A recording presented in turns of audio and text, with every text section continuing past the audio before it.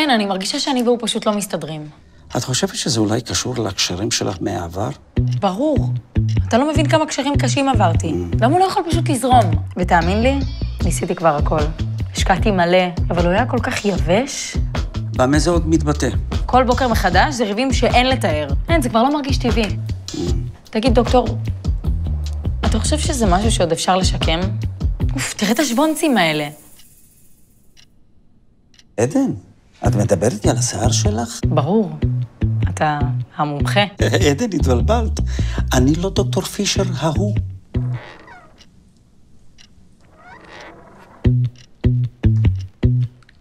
זה בדוק? פדיחה. סדרת פרופשיונל לשיער מטולטל ומוחלק של דוקטור פישר.